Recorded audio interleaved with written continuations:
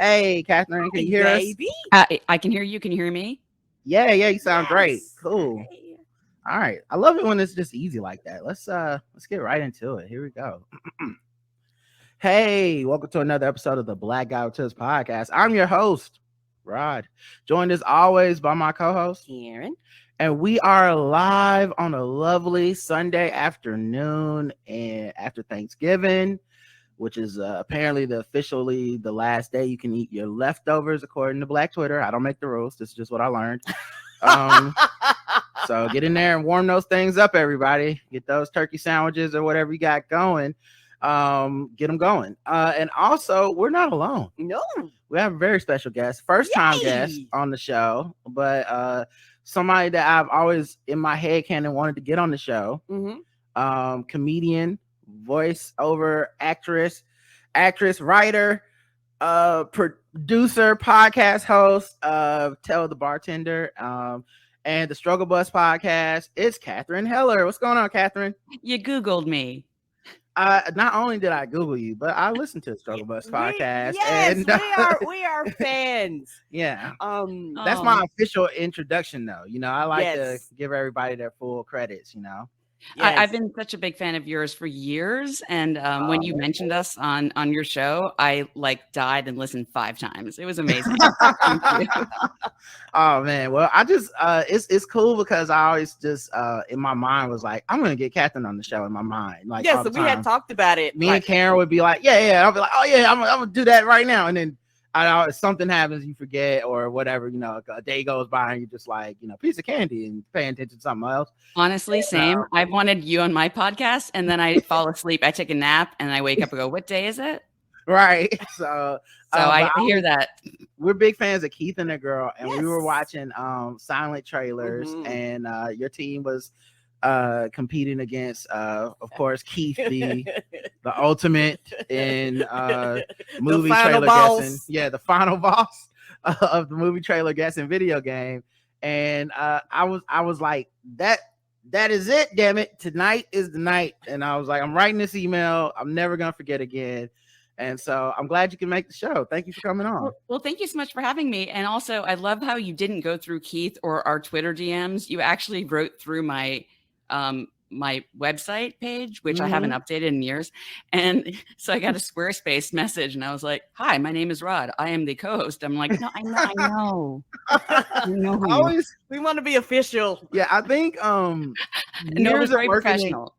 Years of working in corporate America just makes me like that. And it's actually one of the skills I kept from corporate America and I'm proud of is because I will always be professional, because I haven't been an artist long enough to be like, work, emails. Why can't you just call me, send a carrier pigeon or what? Like I'm just totally like, no, send a formal email. Don't assume they know you. Don't be too informal until there's a rapport. Don't because you just never know what's going on. Somebody might take it and be like, wow, I can't believe this guy, he just I'm the same way. I not only do I send a carrier pigeon, which gets awkward, is then I also go into the Twitter DMs and be like, hey girl, 2 a.m, sup? Yeah.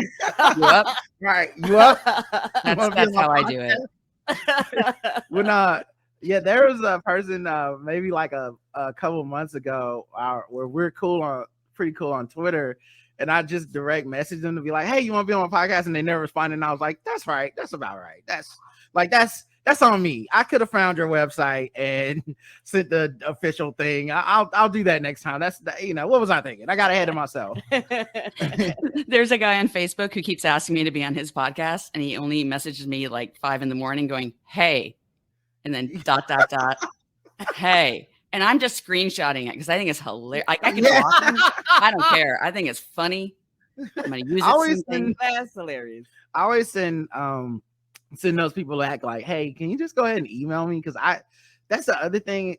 I can't keep up with all the different platforms, ways that people contact each other. And if I hate when someone emails us something about business, or not email, sorry, DMs us something about business on Instagram. And I'm just like, I will never, I don't know how to tell you this. I will never remember this. Like, right. as soon as I close this app, it's like that never happened. If it's not in an email, I can't keep up and archive it and put it in my little perfect folder and all that stuff. Right. It's a lot. And when I was told to be on Slack, I was like, I'm sorry. Yes. Somebody sent us a Slack thing. I was like, no more. I'm on Discord. That's enough. You don't do Discord. Forget it. I'm old. One platform of this bullshit is enough. Yeah, it's always like, so do you have a Reddit yet? And I'm like, I don't even know what that is. What is this thing that I'm responsible for maintaining now that is gonna I forget who I was talking to. I want to say it was oh god, I forget. Oh, it was a podcast I was listening to. Howard Bryant said Twitter just exists to get people fired. And I was like, yes, that is how it feels. It does feel like you're gonna get fired one day, and this will be why you were on Reddit trying to communicate with everybody and you said the wrong thing. I've been podcasting for 9 years now, and my mother still worries about me not getting hired for things based on what I say in my podcast. I'm like, Mom, literally my gold standard is my mother. Everyone should know my mother is going to hear this. That's all I care about. And I've got nothing but jobs from it. Yeah. And honestly, like if you say, there's some things where I'm like, if I've said something on my podcast that keeps me from getting that job, that's probably bad for the best. Like that job's not for me because they're just gonna get in there and be like, "Why are you being yourself? I don't like this," you know. So I'm like that. It probably saved me a lot of headache. Who knows how many people have listened to our show and been like, "Can't have them on our show," and it's like that's good. That's actually best for all parties involved because this would not work out at all. Wow, y'all really do think racism is bad. I guess you can't come on our podcast. So I don't know. They think Black Lives Matter. Oh no, we can have them on the show. So, Katherine, how long have you been doing like comedy? Like, what's your backstory? Like, what was the first thing you did that like really put you on this trajectory? Oh, well, I've always been an actor person, performance, because I like to escape from my world. And but I've never done stand-up comedy except for once. And I did it at the I forget what it's called, but it's placed in New York City because Keith and the Girl convinced me to do it, to enter a comedy competition against all these amazing comedians. And I won $300. So I like to say I started stand-up comedy and retired in the same night. But I always abide by the theory, do something every day that scares you kind of thing. And I told him that I was terrified to do it. So I was like, so then I'm doing it. So I don't do stand-up, but I've done improv for a long time and sketch comedy and then writing. And I'm a playwright as well and an actor and all these things. So that's sort of how it started. It's interesting. But no, I don't do stand-up, and not that I don't love stand-up. I do storytelling shows as well. Yeah. I feel like that counts as stand-up, but I do understand the distinction. It's interesting because one, your stand-up story reminds me of in college I played they have NCAA football, this video game that comes out every year, or used to.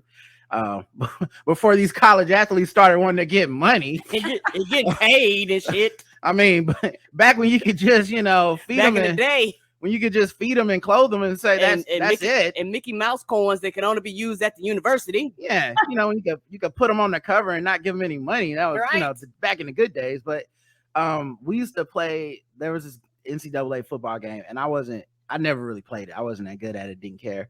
But one day in our dorm, they had some guys were just in a room playing it, and I was like, oh, I guess I'll give it a shot. And I played. And I won for hours. Like I was beating so many people were coming in like, I got next, and they would get like super mad, and they were really mad because I would be like, oh man, I've never played this game before. This is crazy. And they were like, how is he doing this? Right. And so after I beat everyone in the room, I quit. I never played that game again, not once in my life. I think one of the reasons I won the competition, it was at the Laugh Factory or something like that, and because they had a lot of really top-notch comics on who didn't prepare. A lot of people like to wing it, when they stand there and they're like, anyway, I actually prepared and memorized and did my tight too, and in my apartment for hours. Right. So I think it's just because I showed up with material that. But that's shit takes this seriously. That's what they get. But I like the idea of never doing it again to a certain extent, because it is like y'all will never take that day away from me, and no one can ever say that better. I can just be like, in my head canon, I can always just be like, well, I stopped. I'm the best. So, you know, it really doesn't make sense for me to just keep I won comedy that day. So, you know, I'm sure you're funny too, and you make a living off of it. That's nice. But I'm the goat of stand-up, is what I'm saying. Yes. But I have a lot of respect. Oh, sorry. Good. My thing is, before we move on, I want to say this, and it's not to get off topic. I want you to know I absolutely positively adored Struggle Bus. And I was one of the people that was really, really sad when it was like our last episode. I was like, oh no. And I was like, it was one of them things where, you know, how the Marvel movies end and you thinking you're gonna get like a post-credit scene, how they fake the funk and be like, you know, it was just kidding, y'all. We actually get us like, no, we're not coming back. You know, you refresh your feed, you're gonna get anything. Because for me, I found you through Keith and the Girl, and I found Struggle Bus. And when I started listening, it was like a refreshing thing to listen to you and Sally. And I know this might sound wild and crazy, but I'm just going to give you my perspective. I was like, oh, these are two white women that actually care. And I know that might sound stupid, but I was like, oh, they actually really care. It doesn't sound stupid or crazy, but keep going. I was like, oh, they actually care. They're actually concerned. They're actually, you know, expanding their minds. Like, oh. And then that's when I started actually listening and kind of expanding and thinking about therapy, you know, just kind of going through the whole thing and honestly realizing that I wasn't alone in life, you know, because sometimes you do think that you're alone, but when you go, no, there are other people out here that are struggling with these various different things and dealing with these things. Like, my issues might not be as heavy as others, but regardless how big or small it is, it's a struggle in your life. And so that's all that kind of matters. And so for me, I wanted to tell you, thank you for actually doing the Struggle Bus and touching people like me. You know, because it was one of the kind of the highlights of my week to actually listen. Well, y'all were doing it bi-weekly, but sometimes I would get behind, so I would kind of listen to it like once a week and sometimes multiple times and things like that. So I just had to tell you that, you know, because I was like, before we got off show, I gotta tell her I was a fan of the Struggle Bus. Yes. It was. I remember listening to the last episode, being like, please say psych, you know. That's what I said. I was like, no, this ain't real. It was one of the it was a selfish thing. I was like, no, y'all can't go live real lives. No. But it's funny though, because as an adult, you know, like the adult voice starts talking, you're like, it's fine. They're still alive. They're doing the show. Right, they didn't They're die. just not doing the show. They're gonna be around. There's other things. It's still tell the bartender, still her podcast. Yes, she might do that. You know, like it is. I had to talk myself off the ledge. Kind of that thing. And I know when we're fans of stuff, a lot of times, at least for me, I feel like I'm a fan from afar. Like I don't try to be all up in the like, hey, it's me. What y'all doing today? You know, like I'm just like, do your show and I'm be listening. But what I really liked about it was one, the mental health aspect of it, you know, because I think that's something that has become super important, especially after like living through the pandemic, Trump, all this stuff. And then also like I had like great listener letters and stuff and advice for people, and it was really nuanced and introspective and supportive for folks that were fans and stuff. I just thought y'all did such a great job. I think when I listened to the last episode, I just remember being like, job well done though. You know what I mean? Right. Everything has a season, everything has a time, and it's totally cool to move on. But y'all really did a great job for as long as y'all did that show. Yeah. If you ever want to do the struggle subway or the struggle train, you know, if you ever want to speed up the transit, I'm there for it too. Struggle airplane, sign me aboard. The struggle ride share. Yeah. yes. Well, first of all, thanks for making me cry on a Sunday. That was really beautiful. Also, I like the long game of comedy, so joke's on you, Sally. Come on out. Yes, Sally. Yay! Oh. No, that really means a lot to me. We loved doing this show. One of the reasons we did it for 6 years, and I'm like, I start crying.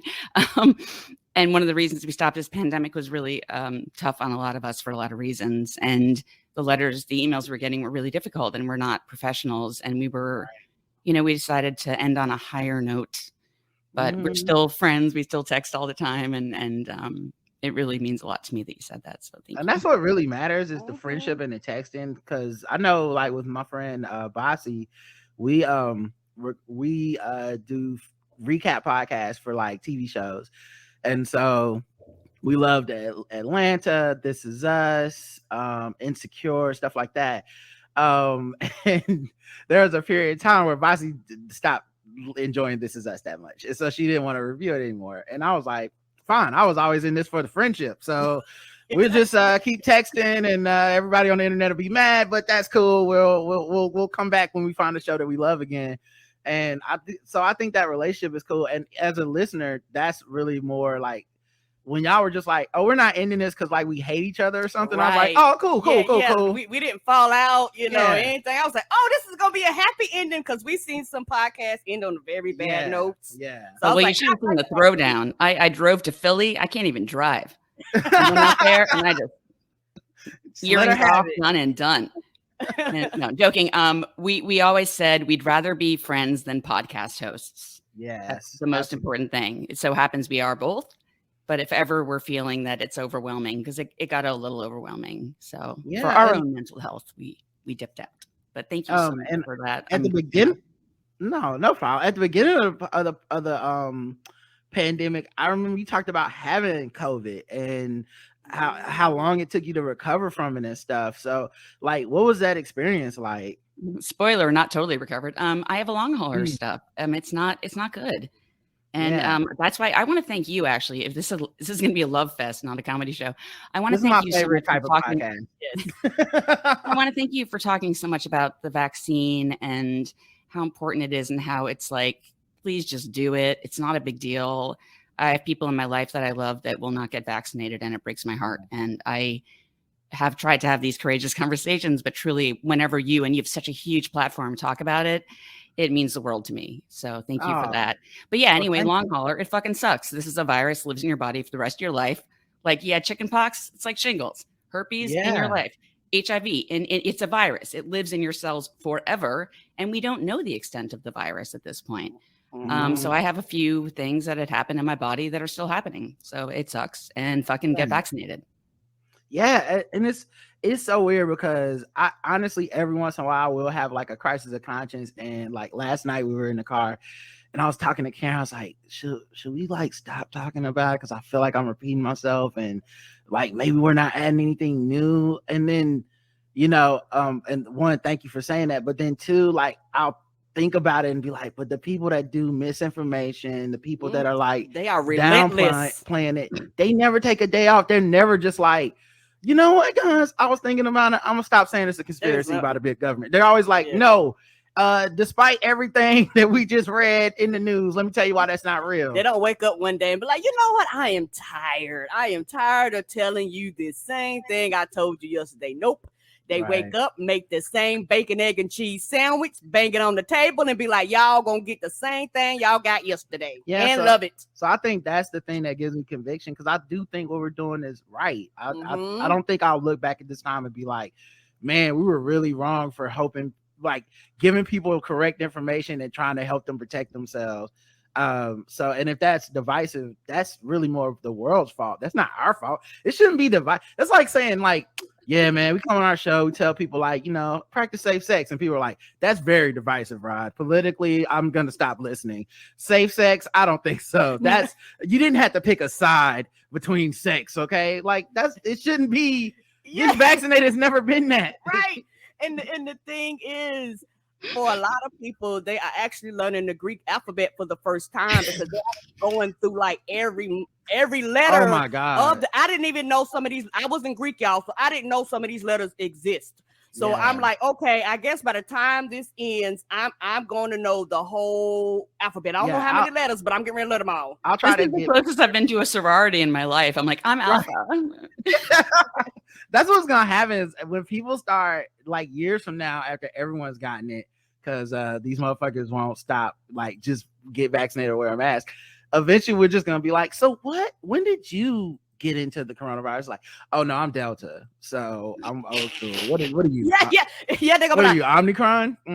Oh, okay. I mean, I guess Omicron's cool too, but that's too many mutations for me. Yeah, I'm spring 2032. When'd you get yours? Right. But yeah, that definitely, and it does suck because that's the one argument I don't understand is people say we don't know the long-term effects of the vaccine. But then I'm like, we really don't know the long-term effects of COVID. This is a scary thing that, like, I'm sure if any of us test positive for it, we're gonna have that moment of like, what's it doing to my body? Am I gonna fucking need some kidneys? Am I gonna are my fingers gonna turn blue? Am I fucking gonna am I gonna get depressed? I don't know. Am I gonna lose limbs? Am I gonna forget shit? Like, am I gonna lose hair? You know, like, it's this shit is crazy. A lot of stuff out there. And maybe and sometimes I know I'm not crazy, but the world makes me think I'm crazy when I go, you can get a shot for free or the possibility of death. Not that you would die, but the possibility is on the table. Well, then also a range of shit before death. Like, this is a whole range of shit that, like, when Aaron Rodgers is basically like, it's just the flu or whatever, and then he's like, I think I got COVID toe. Oh wait, no, it's just a fractured toe. I'm like, there's a range of shit, and you're a football player. Well, none of these things would be good for you. It's like, oh man, I'm starting to forget shit. Guess what, bro? You supposed to remember shit every Sunday. That's a big part of your job. So also, if you don't want to get the vaccine, but you've ever eaten a bag of Cheetos, tell me the ingredient. Come on. Tell me what you're putting in your body right now. Listen, I have a hot dog in there right now. It's just calling my name. What the fuck am I even concerned about? Like, honestly, it's just like the scientists are just like, yeah, that's cool. Y'all should get the vaccine. It's like, oh, cool. Thank you for doing the hard work. Yes, I'm out. Yeah, I've never questioned you motherfuckers on nothing else. I've never walked out the house and been like, I'm gonna spray cans at that ozone layer because fuck it. You know what I'm saying? It's like, YOLO. They probably right. I don't know. Right. Brush your teeth, use fluoride, fucking floss or whatever. All right, cool, dog. You the one figuring this shit out. I didn't go to school for this. Put sunscreen on, I guess, if you say so. You know, it's one of those things where so weird. Yes, and it absolutely makes no sense because, like, this is where you draw the line. I was like, vaccines ain't new. We take vaccines for a lot of other shit all the time. Like, even in the case of like the athletes and stuff, none of them is gonna like holistically recover from like ACL surgery. Like none of them is gonna be like, oh man, I got a concussion, but I'm gonna just consult Joe Rogan and see what he say. Like, none of you are gonna do that. So what is happening to make you be like this right now? And like I said, maybe I was telling Karen in the car, like, maybe I'm preaching to the choir now, and that's just what we're doing. But the choir need preachers too, man. So we just gonna be over here choir preaching.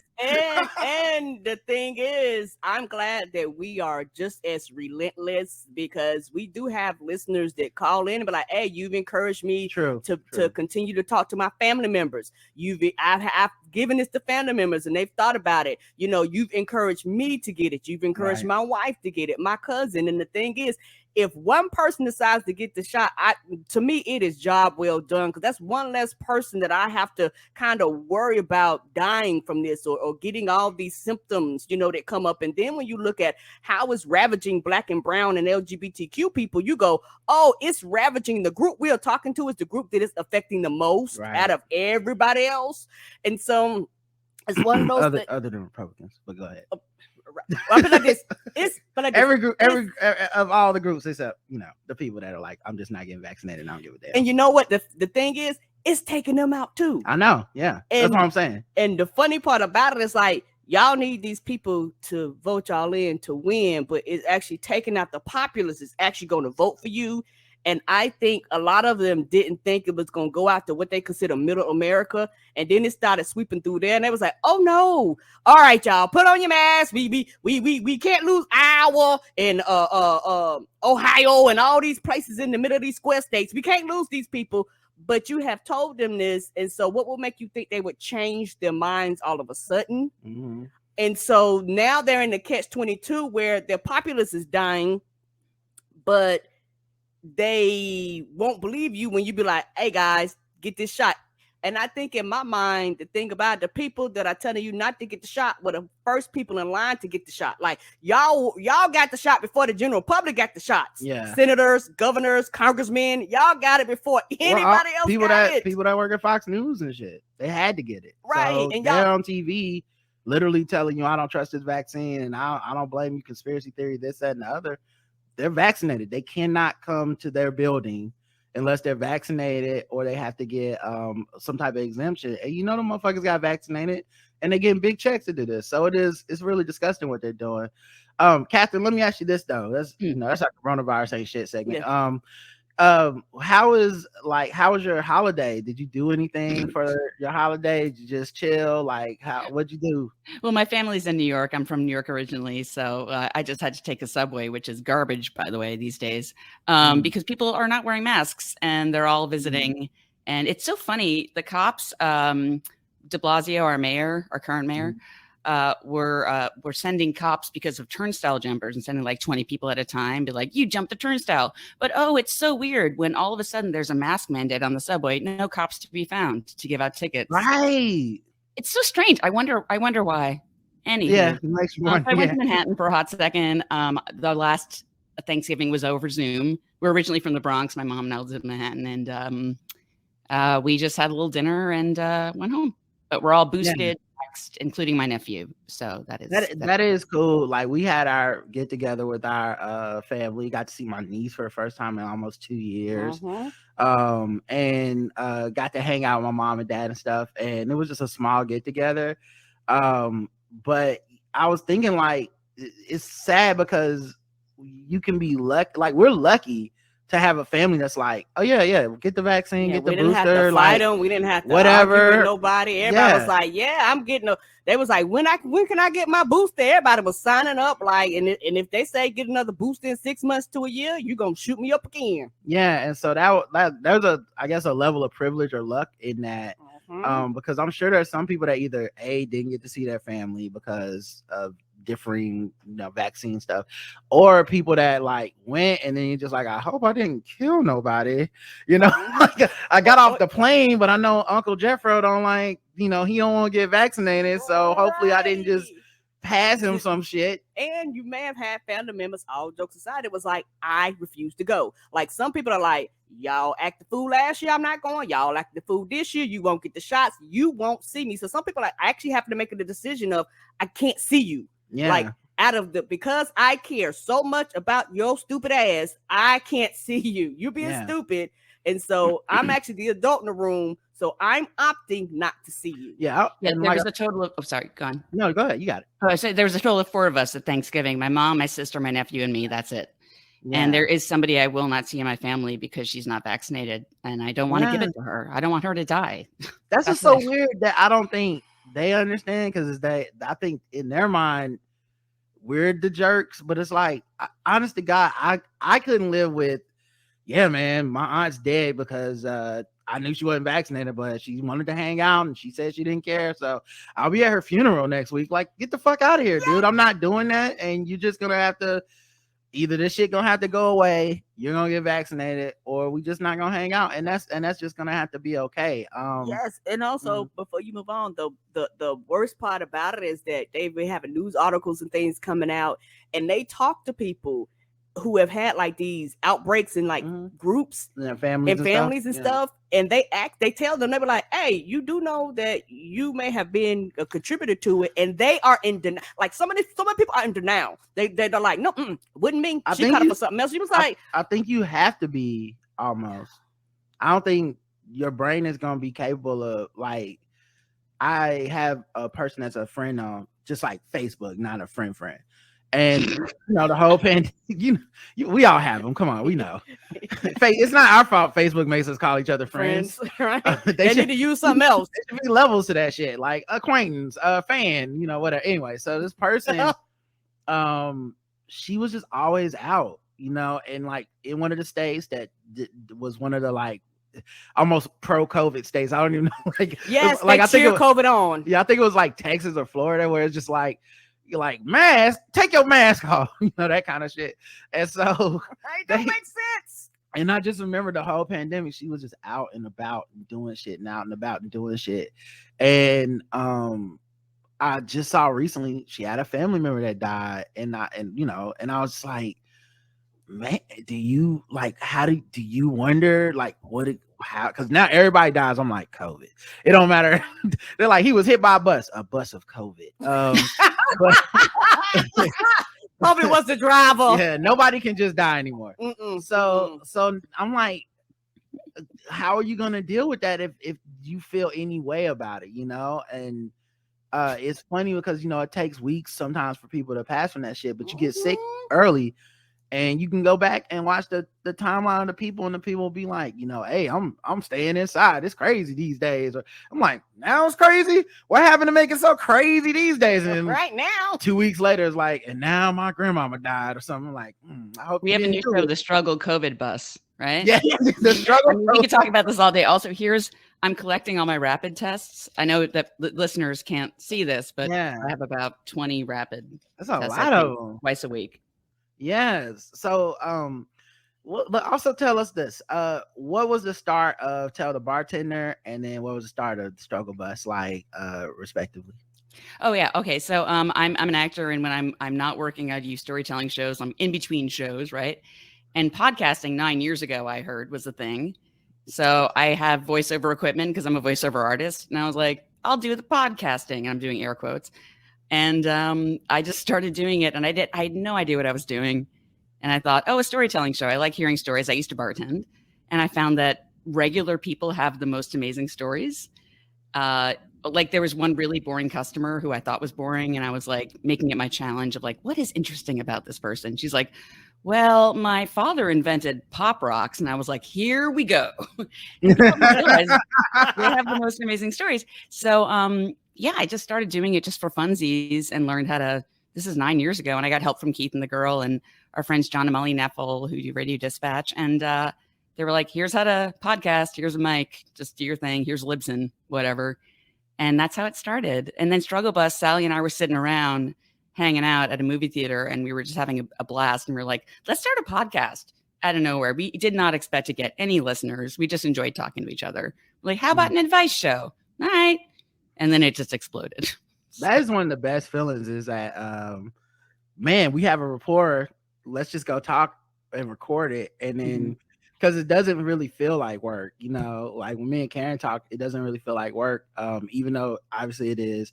But later you're just like, I would have done that for free anyway. So this is just a good time. And then the advice angle on it is cool too, because like the listeners are providing part. It's like a rapport, you know what I mean? Like they feel included in the show. And then I always feel like advice stuff is like a Rorschach test, right? It's like, because we can never know someone's complete circumstances. It's impossible. We don't know these people. And, we have to assume the narrator is on the up and up and all this stuff. But then it kind of becomes like a little thought exercise of like, what do you see when you hear this? What does it make you relate to in your life? And that's what I really liked about all the like advice and letters from people. And I mean, and you're right. I totally understand. Like, it does take a toll because these are some serious letters. They're like, they're not all just like, hey, my mom made pumpkin pie instead of sweet potato pie. It's like, no, some of this shit is like, I was in another country and I think this dude's a rapist. I'm like, oh God, yeah. So I definitely could like, understand. Can we get the cranberry letters? I like canned cranberry versus homemade cranberry. They're like, no, we're going to the deep end of the pool. Right. Yeah, there are some emails that we wouldn't respond to, like suicidal ideation stuff was difficult because that's a whole. We would write separately to them, be like, hey, you should probably reach out to a professional because we're not. Right. And there's certain ones that were just very, very difficult to read that we wouldn't read on air. But ultimately, also knowing your limits is so important because it is that thing where it's like, I'm not a mental health professional, so like, y'all take this with a grain of salt. I don't want nobody writing back at 3 months like, well, I did it. I killed the bitch. You're welcome. I'm like, what? That's not what we said. No. How did we get here? Her and the children, they're all dead thanks to the struggle. I wrote thanks to the struggle bus on the side of the house in blood, and I really recommended. I had the podcast playing when the police came in to arrest me. During the trial, I wore a shirt and I recommended them to listen to the show. And it's like, no, motherfucker. No, this is not what we asked you to do. We said call the professionals. I wish I kept all the outtakes. There's times Sally and I would just go off on somebody and be like, we're not keeping this in, but we're just going to go off. Like, he's cheating on you. Okay? Yeah. Get over him. Leave him. Yeah. That was the other thing I like too, is I never felt like the show was mean. You know what I mean? Because I think it's easy to be mean when people are outtakes, my friends. Yeah, right. Yeah. And it takes a lot of work. I respected it. I was like, oh, they must have done so much to not, people are a lot. You know what I mean? Yes, they are. And I think for me, with the personality like mine, I have a very upbeat, high energy, yay personality. So for me, I was like, oh, this is right up my alley. And you know, everything isn't going to be cheery because it's called the struggle bus, which means you might look at the window and see a little struggle, but at least you on the bus with other people. What? Oh, go ahead. I'm sorry. Oh, okay. Oh, what voiceover work have you done, and what's that like? Well, you've definitely heard me on TV talking about pharmaceutical products. And I do some work with some phone companies and things like that. And but I think my favorite work would be before I joined the union when I was starting out, I did voiceover for Japanese animated hentai. Oh, yes. I may have heard you. We may know your work. Are you a fan of Night Shift Nurses, Clinical Confessions? Yes, I've seen that. Are you fucking kidding me? I'm sorry. I know. Karen is a fan. Yes, I've seen that. Yes. I am Ren in Clinical Confessions, no! the English dub version. I did not know that. And I didn't mean are you but I didn't know. Have you seriously watched it? Because it is disturbing. Yes, it is. Yeah, there's a chapter called Pussy Omelet. Yeah. and then another chapter called Cell Bone. So let me tell you what. Boy, howdy, that's me. I'm sure That's this me. is back when we used to go. Doctor, I can feel your voice inside me. Welcome to my world. I'm really proud of it, though. I mean, I did a great job at pretending I liked you did. Like I said, and because I jump in on the deep end of hentai, sometimes you ran across stuff, and I was like, "What is this?" Hit play, and it's one of those things. Y'all, you have to be ready for it because I wasn't ready. I was like, oh no, what the hell is this? It really is a small world. I mean, there was one time I was watching porn on Red. It was RedTube, and I clicked accidentally on it, and it was my voice, and I was like, oh, I know. No, I'm already making up for myself. Am I in a threesome? Yeah, myself. It's almost like finding out that it's like finding out your sex tape is on the internet or something, but not knowing it's you. I'm proud of it. Whatever. Yeah. Oh no. Listen. Check is a check. First of all, come on. My work is good. Number one. Rent is still due on the 5th, and a check is a check. But no, that's crazy. That's such a small world. Because like when we was first started going to like the adult video store, Karen would just be like, "I'm gonna get these cartoons. The real people is not." That's not what I'm into. I'm like, that's fine. Like, whatever you want to do. So I'm 100% sure we have heard your work in the past. So yes, we have. That's I'm hilarious. honored. I will sign your DVDs or whatever. Yeah, I wonder, do we still have those? I don't even know we have those. It's been a while. I have. I went to a porn store to buy it just to have it because I was like, I'm proud. Yeah, yes, I got to take a picture of it. An hour non-union. It was great. I loved it. Turn over the credits and highlight your name. Be like, this is me. I always did use a fake name though. Everyone uses a fake name in porn. Oh, so they use the first letter of your first name and the first letter of your last name, and you can choose. So I chose Kendall Harrison as opposed to Katherine Heller because I like the name Kendall and I love Harrison Ford. Oh, that makes so when I sense. signed the thing, they were like, choose a name. I was like, I don't know, Kendall Harrison. So if you Google Kendall Harrison, you'll find. Oh, so catalog. Like that's funny that like you could have that as its own IMDb almost. Like, Kendall Harrison, I love their work, big fan. And it's like there is a page dedicated to me, I think. I'm not even joking. I mean, I've only done a couple of things. I did a couple other ones and some tentacle porn, and Angel Blade was another one. And I've seen Angel Blade too. I love Angel Blade. I'm sorry, that girl is hot. Good. Yes. The other thing too is like it's kind of sad because like who gets there? Is there like a convention? Do you get to have like things where you show up and sign? Like I feel like I'm just the American dub, right? So there are people who dress up as the characters, but it's just the dubbing in different countries. So yeah. So there's no like American version, or even at anime cons in America, they don't have like that section, I guess. For people that like who did the voice. Yeah, because I feel like those people deserve recognition. There should be awards. Because listen, a good or bad dub can break a whole fucking like anime, dog. Yes, it can, because I'm not gonna lie, and because I watch so many of them. Sometimes the translation is terrible. I'm not trying to be funny. Sometimes the voiceover is bad. You be like, English is not your first language, or either if it's your second language, you didn't learn enough to understand the translation and how we talk. And so that's one of the things, but it could be really, really horrible. Like I said, and I've watched enough. Just like Roger gets a pointer, this is my lane over here. This is the stuff that I watch. Do you have to? So, do they give you the like actual word for word translation, and you got to match it up with the way the words move on the screen? You got to match the lip flap. So they rewrite the script, because the lip flap is when the characters that like literally like bah, bah, bah, bah, bah. So then they rewrite it for that, but you have to watch it while you're doing it. But the majority of it is not dialogue. The majority is just noises. Right. So you have to watch them and be like, and so you're watching it and you're in a booth with an adult male next to you on like the sound engineer thing. And it's like, is this life? Right. Are they grunting too? Like, do you play off somebody? Because, me and Roger does voice acting, and sometimes you have your lines and like, you be like, hey, you substitute for the person that's not here. So when you're doing that, do you have somebody on the other end just grunting just to substitute in? No, they do it separately. It's separate sessions. And the majority of voiceover work for cartoons is separate. They're not in the same room. Like Archer, they're in different, coasts sometimes. You just do it by yourself, and then they cut it together. Because it's easier to do that than doing it together. Because if one actor fucks up, then you fucked up the entire take. So yeah, it's kind of cool. It's really fun art form.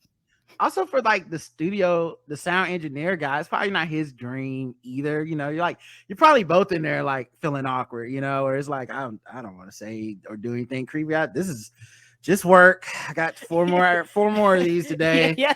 And what happened if they want to critique your work? Do they come back and be like, we need a little bit more moaning. We need to be a little higher pitched. Yep. Okay, so they do. That makes sense, because I was about to say, it's like because it's voiceover, so I'm pretty sure do it a little more. And also, my voice is very low. I was a smoker for 20 years. I did quit 10 years ago, but I started when I was 16, so I have this like nice sultry voice. But in the anime, they want high pitch, so I go up like 10 octaves. And they're like, higher, more and more. Like they want little girl voice, which is weird. It's so weird. They all have the same voice. Yeah. Even in like the mainstream anime, they all give the women almost all the same voice.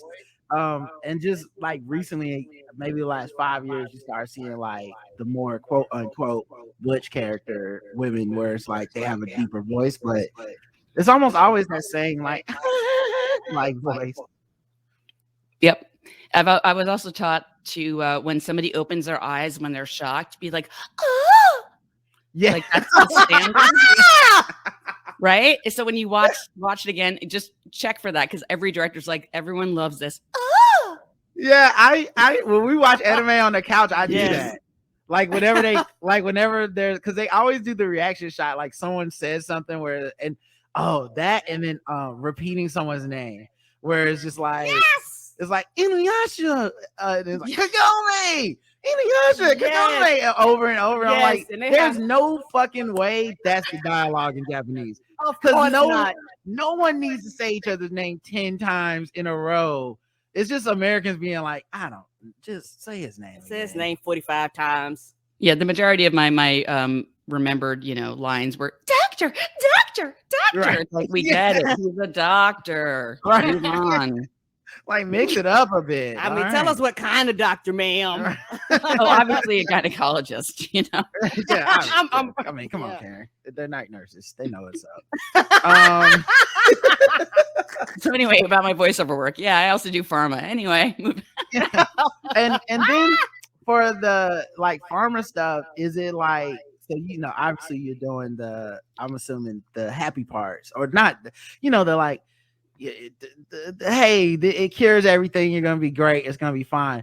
Do they bring in another person to do the sad part? No, do you have to do that too? Yeah, I have to do it too. Yeah, but you have to like keep a smile on your face, like it may cause diarrhea. Talk to your doctor. Yeah. And also you may die. Anyway, use dextrexin. Yeah, you could lose 12 pounds.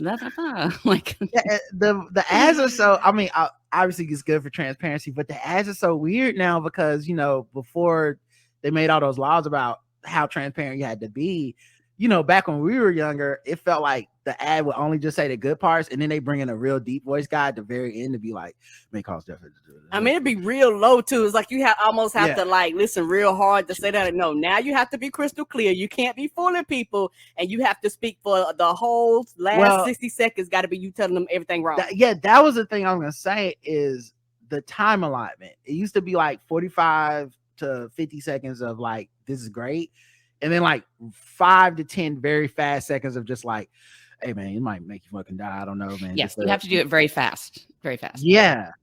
And so now though, it feels like the ads that say the like good stuff, like regular speed. But then I feel like they say the bad stuff regular speed now too. They do. And it's longer. Like it's like 2 minutes. Yeah, like the bad stuff is like 45 seconds and the good stuff was only like 15 seconds. And now you're just sitting in your house like, I don't know if I want to get this drug or not. I think what I got is good enough. I don't want that.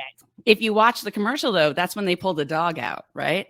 So you're listening, but then all of a sudden there's a dog. There's always a dog in the farmer commercials, and I love that. And it's like playing fetch, and then you start watching that, and then you're like, what'd they just say about diarrhea? Anyway. Right. Yeah. You're like, you know what? If the dog loves her now, then it doesn't matter. The drugs work. She's smiling. She's good. Yeah, because at the beginning, the dog's all like, "Look at you." I know it's sad. It's judging, shaking his head. Look at you. The dog is saying, "Get your shit together. Yeah, get your life together. Get your life together. What is wrong with you? Get on some drugs." And then at the end, the dog's like, "Let's go play frisbee. You're on drugs now." And it's like, you're right. I only notice when I only notice because I'm probably on my phone. And then I just look up like, this commercial still going, and that's when they're just like, it may cause irrational skin bleeding or whatever. You're just like, oh, that sounds terrible, right? They'll be like, your eyes might fall out, your asshole might leak, you might lose your nose, your father won't love you anymore. Yes. Right. But here's video of you and your wife hanging out with your daughter and your dog, and everyone's having a good time, and you're cooking like out. You're in a tent. There's a movie somewhere, and the whole time it's all happy at the end too. Everybody's if it's one about sex, they all like either holding hands, gazing each other eyes, or I put like this. I love the one where they have like 2 tubs, and like they in 2 different tubs holding hands. I was like, oh, so we can't put them in the same tubs now? That's my favorite. I love the old people fucking drugs. It's like what is this? Because at Flintstones? The beginning, it's always like they show the woman looking at him kind of like, it's a shame you can't give me no dick tonight. And then by the end, it's like, it's like, oh, they definitely fuck. Like they do everything except show them like with a cigarette in bed, wearing like she's wearing his t-shirt, making eggs or whatever the fuck. Like they're like, these old people are getting it in. Yes, and those commercials trip me out because at first they looking at each other like, they just fought about something, like they just fell out about something really horrible, and everybody's looking at each other all mean, and she's looking at, this is why I thought about fucking your brother, and he's like, oh, I wish I could get my dick up. And then all of a sudden it was like, you know what, I forgive you too, let's go fuck, and then let's be in 2 separate tubs. You're like, this makes sense. I want to start a pharmaceutical company called just Cunnilingus. Like, can't get it up, why don't you just fucking go down on right. Yeah. Guess what, there's nothing in this anything. There's nothing in this bottle. We're just you open the bottle, there's instructions on how to like find a clitoris. Just that's all it shows you where it is. Doesn't cause diarrhea, doesn't cause bleeding. No, we're good. And you know what the instructions say? The instructions say under the hood. It's under the hood, guys. You have to make it come out. It's actually hid. It's hid really well. Once you make it come out, she'll like go to town. But that is interested in the drug ads thing, because like another thing I like now is like my favorite one is Truvada for PrEP, because that commercial actually seems like it's gonna start a spoken word or like a video is gonna break out. Yes! Like it's so cool. Like you could get it for a drug. It's like step up, prep up, boom, boom, psh, boom, psh. And it's just like all these like amazingly stunning looking people just being like, I'm on Truvada for PrEP. You need to get this shit. Boom, boom. Yes, I'm like, what kind of life are you living? I want your life. Right. Oh, that's the best one. I took Truvada for PrEP, and all of a sudden I became somebody. I was like, well, I want to be somebody too. They should just copy that for all the ads. It's just, those couples are so cute though, and they're real life couples. But notice the dog comes out. You remember the dog's getting a bath when they do that? You gotta bring the dog out there. I mean, because it's got a long list of things. So you got to bring the dog out. I didn't even think about that, but now I'll never not see. I'm gonna be looking for the dogs from now on. I'm gonna be always looking for the dog. And sometimes they throw random children in there. If they can't get a dog, they just throw a random baby in the background, somebody picking up or looking at it or throwing a stick like you throw a stick at the dog. So what they got you doing now, Catherine? I mean, I feel like bartending is probably well, in New York, y'all have the vaccine passport thing. So can you still like go be a bartender and all that stuff? I don't bartend anymore. I've stopped doing that years ago, but I'm working in a show right now, and I'm also producing podcasts. I am now performing in a live show with the New York Neo-Futurists, a theater company that's been around. They started in Chicago 30 plus years ago, in New York for 17 years now, San Francisco for about 8 years, and now in London for 5, I think. And we perform weekly, and we're back in person, and we are checking vax cards and stuff. And the performers on stage do not wear masks during the show. Right. The audience is supposed to, but it's still weird. It's still, we have the HVAC system. We're still like at small capacity in the theater, but it's we're still working through it. Oh, that feels good. When we did our live show, it was like mask, limited capacity. Even though the venue said we could have filled, we were like no. Also, we got responsible fans. Yeah, I was gonna say, do you know our fans? There's no fucking way. Yeah, our fans are really amazing. Our audience is just like a bunch of cool kids who get it. Yeah, I was like, they're not gonna be in here all packed in, but it was so cool because everything backstage, it was very like, put your mask on, social distance, everyone was vaccinated, like it was cool. And so I feel like performance can still go on in that type of environment, and people will find a way. So that's dope. And they test us weekly, which is why I have all these amazing things, which I will eventually write a play about at some point, I'm sure. Those look like lollipops. I know they're not, but like a flower bouquet. Lollipops for your nose. Yes.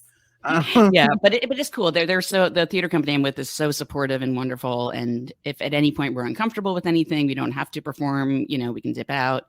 And they pay for our testing if we have to pay for. So it's all really supportive. Man, that is dope. Well, that's cool. Let's since you're a fan of the show, I thought we could do some show stuff with you. We can get into some of our segments and stuff. Do that. All right. I feel like we kind of talked about coronavirus already, but there is some more like coronavirus news. Okay. So I am gonna do the coronavirus news segment. Let me play the song. Coronavirus. Again? Look, here we go again. We got variants. Really need to keep a mask on hand and follow the plan. Get the vaccine and second shots, whether woman or man. Black out who tips is doing their part, but the dumbest expand. Niggas would rather believe a bunch of misinformation. Fuck y'all idiots not getting shots. Now we gotta regress. If we keep going in this direction, we never can rest. Never can get back to the lives we be living the best. Damn fool, stop the lying, stop the intubation crying, cause it's your fault that motherfuckers dying. Damn fool, stop the lying, stop the ventilator crying, cause it's your fault that motherfuckers dying. I do not understand this shit. I'm not a fan of this. We were like one win from the pandemic championship, but fuckers wanna leave it to game 7 with Giannis Delta Kumpo blocking forward progression and Chris middle fingers to your plans, man. Damn. Looks like it's no Drew holiday for you and your mans. I'm sick of black people dying for real, so I'm just writing this new piece to let you know how I feel. Coronavirus, yeah. Fuck that COVID-19 is unseen, it's creeping in the air for you to breathe, yeah. So fuck that COVID-19 is unseen, it's creeping in the air for you to breathe, yeah. Long COVID risk is no lower with breakthrough infection. COVID-19 survival improves for European cancer patients. This is a Reuters, I think is how you pronounce it, article. And so that's one of the things people have been thinking about with like, oh, breakthrough infections. Does it change the risk of like the long COVID, for people like maybe you won't get long COVID symptoms and stuff. But according to this, I want to say it's not peer reviewed yet, but this paper that was published, they were saying that while, it is lower chance that you would get sick, lower chance for hospitalization and stuff. If you have like long COVID, you could have a 6-month like thing. So for 6 months, researchers tracked 9,479 vaccinated individuals diagnosed with COVID-19 and about the same number of infected patients who had not been vaccinated. Compared to the unvaccinated patients, people with so-called breakthrough infections were at a much lower risk of severe complications of COVID-19, such as the need to be admitted to intensive care, requiring breathing assistance, or develop a blood clot in their legs or their lungs, which obviously is all reasons to get vaccinated. But other complications of the virus, including the syndrome of lingering symptoms known as long COVID, occurred at similar rates regardless of vaccination status. So if you did have a breakthrough and, you know, in like, even if you didn't need like whatever, but you had like some of these longer things, the brain fog and stuff like that, there's still a risk of that even with being vaccinated. And people over the age of 60 with breakthrough infections, vaccines protected against COVID-19 complications only weakly or not at all. Vaccines are still an excellent way to prevent any complication of COVID-19, including long COVID, since they prevent infection in the first place. However, these findings show that those who get infected despite being vaccinated should remain vigilant about potential complications of their illness. And then the other thing that was weird about this article is because that was like the first part, and that's, you know, hey, even if you're vaccinated, wear your mask, you know, be careful where you go, social distance if you can. But COVID-19 survival has improved for European cancer patients. So I feel like we're getting better at treating it. You know, the doctors are getting better because, I mean, it was brand new and there was nothing you could do, 2 years ago. Right. So they're getting better at survivability, and cancer is a pre-existing condition. So seeing that people that have cancer, that have COVID, are surviving at higher rates now, that's a good thing. Yeah, that's dope. And I mean, hopefully it gives people some hope, because it's starting to me to feel like we're going to have to live with this thing. And it's going to be like, how do we mitigate, you know, one, spreading it, but then how do we learn to like treat it? Because I think we blew it, guys. That's what I'm saying. Well, like I said, you know, it's a virus, right? So if you had chickenpox as a kid and you get shingles when you're 50, we just don't know yet. Exactly. And as far as mine, I've been a long hauler now. I still have one thing that most of them went away after I got vaccinated. I had really bad gastro stuff, like really, really, really bad, and it's gross. But the one thing that will not go away is I have permanent tinnitus in my left ear, where it's a constant whirring sound, and there's no cure for it. They can't do surgery. They can't do anything. They just say you have to get used to it. So I've learned how to get used to it. It's my new friend. That's what I've heard. Yeah. There was a dude that had it real bad, and I want to say he like died by suicide or something like that. And I heard about that. Yeah, and like he wrote, like, I was like, yeah, we don't know what the fuck this shit is. Like, this shit's scary, you know what I mean? But there are some people that say, you know what, not scary enough, such as this next gentleman. An LA firefighter wipes his butt and leaves fecal matter on the COVID-19 vaccine mandate letter. What, did he get arrested for indecent exposure? Well, he's in hot water after wiping his butt with a COVID-19 vaccination non-compliance letter in front of others. Even worse, the man left fecal matter on the note before tossing to the ground. So I assume he did not. So do you plan for that, or are you just always dirty down there? What's going on with that? I've been out of toilet paper before and gone to measures like that, but I feel like that was a message, and maybe it didn't work anywhere. He's like, you know what? I'm gonna eat Chipotle before this meeting because I want to make a statement.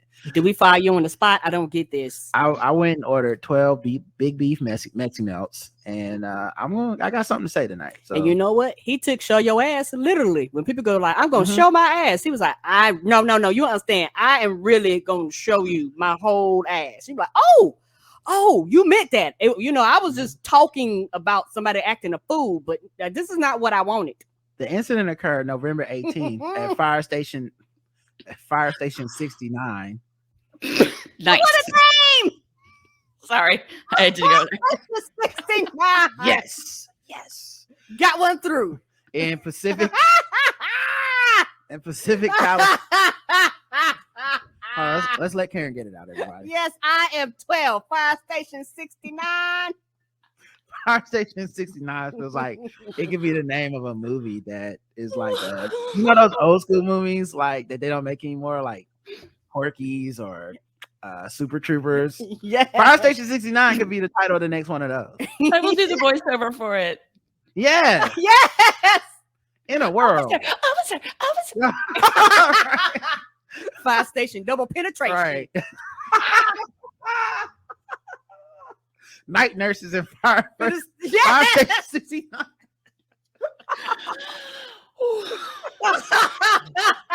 So, Los Angeles Fire Department captain and chief officer witnessed the incident after the man was handed the letter. The Stentorians of Los Angeles City, an organization that represents African American firefighters, confirmed the incident in a statement to the board fire commissioners and city officials, which includes an image of the stained letter. What? Can you imagine opening up an email going, what the hell is this? Before it's Who had to take was not safe for work. You got to put that at the beginning of the letter. Who had to take the picture? Right. Oh my God, no. I want to see this movie now. Is it somewhere in a plastic bag in the evidence locker room? Or it has to be. Someone had to like put on gloves and touch that and put it in a bag and take a picture and send it to everybody as evidence and give it a number. Evidence 3,453. Put it on shelf 12. They had to put on one of those firefighter suits with the mask on it where you can't breathe smoke, but just to take a picture of that shitty note. No. Wait, does he still have a job? I'm sorry, go on. Yeah. Not.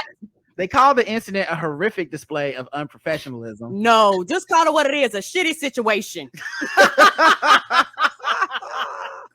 Why y'all playing around with people and their emotions? The group demanded that the department and the city take action so that no other employees were motivated to carry out such a disrespectful action. But what action could they take? You see what I'm saying? Like nobody want to confront you because they were like, you haven't washed your hands, sir. The group demanded the department and the city take action so no other employees are motivated. One, no offense, I have a feeling no one else is going to be motivated to do that. So if that's your worry, I think that guy's a one-off. But secondly, like, what the fuck could you do? Hey, could you please not shit on the letter? That's the reason he did it, is because he's the kind of person that would be like, oh, now I'm a double shit. Like, oh, now I'm a shit and piss on the letter. Like, you can't plan for these kind of people. Something's wrong with him. LA, if I did that at any job I ever worked at, I'd be fired on the spot. I don't like but listen, these are heroes. They're brave heroes and they're saving us, and they get the shit on letters. Oh, no. LAFD spokeswoman Cheryl Gutierrez confirmed that the firefighter is now on paid administrative leave. Oh, thank God. Oh, so we're gonna pay you to do this? I'm just glad he got his money, and will face appropriate. He's on paid administrative leave and will face appropriate consequences, though she would not elaborate. Which means nothing, because I guarantee you. No, they're gonna go to his house and shit on his mail. This was not written in a negotiation. Trust. Whenever they was coming up, when they was trying to, go back and forth with the union, this situation never came up. So actually, nobody knows how to properly handle. Well, they said it'll be appropriate consequences. I think they get to go shit on some stuff he owns, and be at home for a month and then come back. Call it even. Next firefight, he has to carry the hose or whatever. And move on. Could you imagine the jokes? Now they got to call you shitty boy. I mean, come on. That's what you're going to be known as. That's what you know how people make nicknames for people. I don't know. They don't give him a hose, but they make him shit the fire out. Like, all right, you like to poop? You don't get the hose. Go in. They pick him up and aim him at the fire. But I think it'll be interesting because to some of those people, he's going to be a hero or whatever. Right. That's why they don't want this happening again. I think it's also interesting that it was only the black firefighter division that reported him. You know, it sounds like the black people were the ones that was like, that's nasty. And like, it's not appropriate. Y'all need to do something about this shit. So imagine if they wouldn't have been in there, that shit would have slid and nobody would have reported on that man. Yeah, it would have slid. That's correct. But it's just I think I could help myself. But I think it's interesting that it would fall along racial lines. That's just like, because I think that's happening. A lot of this police stuff, a lot of the quote unquote political divide, a lot of that stuff is racial lines. Like, and so it's, as much as the police are like, we're not racist, like, why y'all gotta have an African American division of the police force, right? Because they dealing with some shit. Obviously, they wouldn't be grouping together just to hang out. They're over there like, dude, you see this racism? So I guess even with fire departments, they gotta have the black people get together and be like, we won't tolerate y'all shitting on the letters. That's a bit too far. Right. Literally dealing with some shit. Yeah. Literally. Yes. My friend growing up her dad was a fire chief, and he is one of, like, he would say the N-word all the time, and they're so racist, and it really is a major problem. Yeah. I think we already know the preaching to the choir, but it's huge. I appreciate the inside information, because I always just assume, because I don't really hang out with white people, and I've never been close enough for them to be like, actually, Rod, I'm pretty racist. And I'm like, oh no, like I've never had that. Yeah, I've never had the surprise like that. I've had to pick up the context clues and be like, oh, so you kind of racist. So yeah, I appreciate the I'm happy to share. I have a lot of information. Yeah. People tell me things. People tell me things like, white person to white person. And I'm like, oh, right. Go on. Right. You're like, oh, okay. So you racist. Okay. And you just thought that was cool to say to me. Okay. All right. Cool. Oh, it happens all the time. Also, I'm not technically Jewish. I mean, like half, because family and stuff. And my mother's Catholic. My father comes from a Jewish-ish side of the family. I've had so many people be like, those Jews. And it's like, yeah, it happens. One time I was playing basketball with this dude, and he was always kind of a weird dude to me anyway, but we're playing basketball, and this is like right after Trump got elected or something. And this dude is so dark skinned. Like, he's a white dude looking, but like, that kind of sounds so racist, but off-white, like, where you're like, you something, I don't know. You got some brown in there. Clearly, somewhere. There's enough melanin in you that keeps you. This is not a suntan. It's the dead of winter, and you are constantly brown. So you didn't lighten back up. Yeah, and so I just knew he was something, but I'm not really a person that obsesses over that. It doesn't. Right. I'm never like, so where are you from? I don't give a fuck. We're playing basketball. So we were playing basketball, and he was just like, yeah, man, Trump won. I mean, I don't really agree with a lot of stuff, but I mean, he is going, there's some things you do got to agree with. And I was like, no, Pat, there's nothing I have to agree with. He was like, well, he gonna, he gonna keep them Mexicans out. And I was like, Pat, you're not Mexican? he was like, no. And I was like, well, Pat, no one's gonna know that until the police have you like on the ground, is when they'll be like, oh, sir, I didn't realize your last name was, Italian or whatever. I was like, how you racist? You shouldn't get to be racist. You could easily be mistaken for the race that you're racist against. Right. What the fuck? They'll throw you in there with the rest of them. So that's the only time I think I fell into the trusted circle. And then when I said that was bullshit, he stopped trusting me. So, oh well. New Jersey nursing home with high COVID-related deaths is operating under a new name. Oh, the Facebook Meta approach. Okay. Yeah. It still don't erase what you did. What? So scrap what we did before. We're just going, what they was like, we under new management. Change the name. Same shit of service, new management. They had 83 patients die of COVID-19, and 17 bodies were stacked in the tiny morgue at the time, and it's changed its name, but it's still it's changed its name, but it's still owned and operated by the same people. Andover subacute 2, I don't know if that's how you pronounce this, is now called Woodland Behavioral and Nursing Center, but it's still in operation. Louis Schwartz, one of the owners, was previously part of a nursing home chain called Skyline Healthcare. It collapsed in 2019 after being accused of financial mismanagement and neglect. Oh, so you just gonna ruin this name too? Because People gonna be like, "Oh, y'all just smacked the new coat of paint. It's still the same company," and people gonna leave bad reviews over there too. Right. Like when you call themselves Facebook. Yeah. Take it back. They should, yeah. Take it back. They should take what the other companies put down, you know.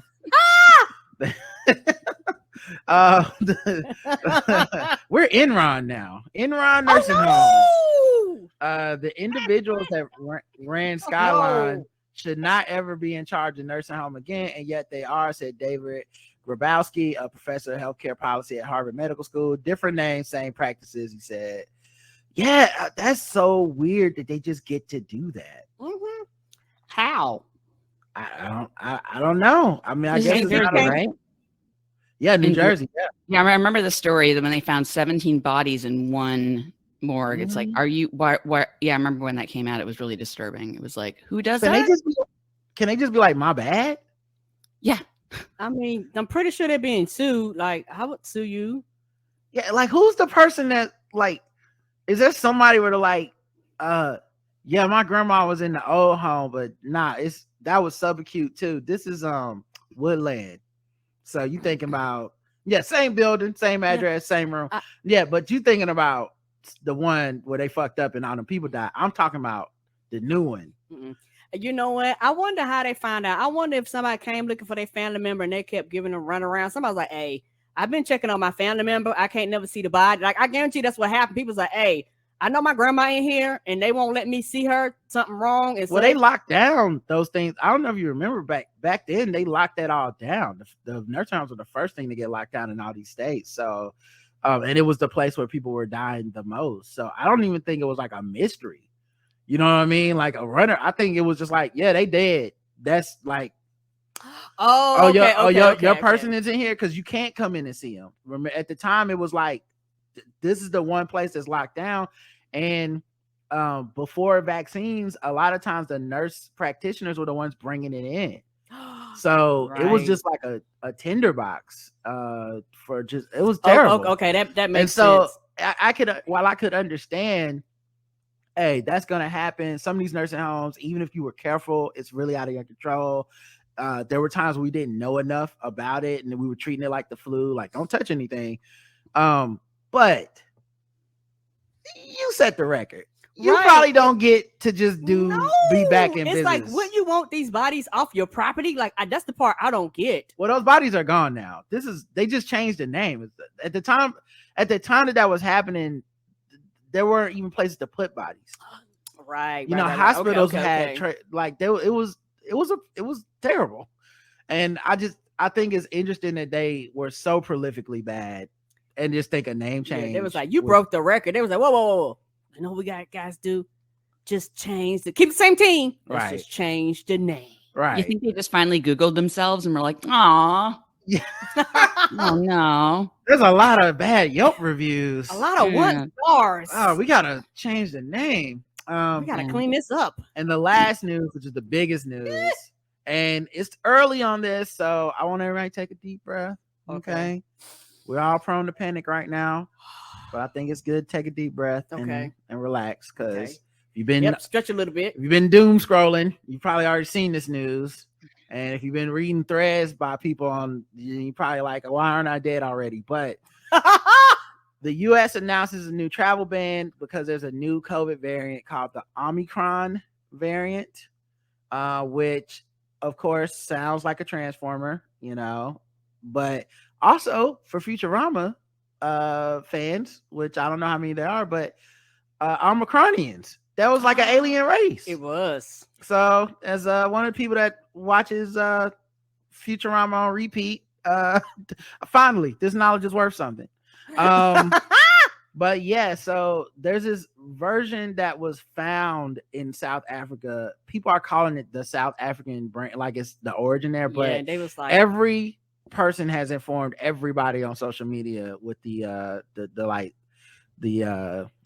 what do you call that? That everyone became a social studies teacher because it was like, listen, just because they found it there doesn't mean it originated there. South Africa has one of the most complicated, advanced testing, like scientist communities in the world because they had to deal with the HIV crisis. Mm-hmm. So basically, they are the ones who found it, which is like a landmark scientific achievement, but it's being treated like, oh, those dirty Africans by people who don't understand. Don't go to South Africa. You're going to get the Omicron or whatever. It's like, that's and reported it. They're the first continent that reported it. Right. You know, there are a couple of countries in Africa that finally said, yeah, here's a thing we found. And there's a lot of countries that did not report it. So that's I'm so glad you brought that up. Yeah. So that has been a big thing. Also, it was funny because like South Africa is the one part of Africa where to me, if people talk bad about South Africa, I'm like, I understand. They've done some things. like if they would have said like Nigeria, I probably would have been like, now hold up, man, y'all can't just be calling this. But they was like the South African variant. I was like, karma, I don't know. It's not y'all's fault, but y'all gotta take this L. Y'all done some things. But yeah, the White House announced restrictions from visiting certain countries. It's already been identified as South Africa, Botswana, Israel, Hong Kong, Belgium, Thursday, the United Kingdom, Canada, and multiple countries announced similar travel limitations on South Africa and surrounding areas. What's weird about this travel ban is it doesn't affect American residents or permanent U.S. residents, which the virus don't care. I hope you know it don't check your passport. Yeah. I hope they realize that. It's so weird when because we can't. It's so obvious that America, we are essentially held back by this group of people that is just like, I don't give a fuck. I'm American and I'm gonna do what I want to do. And because of that shit, we can't do like the right thing and be like, listen, testing everybody and until we figure out what's going on with this, nobody can come home. I'm sorry, or you can't leave or whatever, like, or you got to get tested and you got to quarantine, you know, it's going to be inconvenient, but we need to do this in order to get this thing in. It's like, no, we can't even do that. So if you're American, you get to do whatever the fuck you want. Everybody else, you have to follow some rules, and it's still going to get in the country that way. I also love how all the other countries within a second of South Africa being like, oh, here's a thing.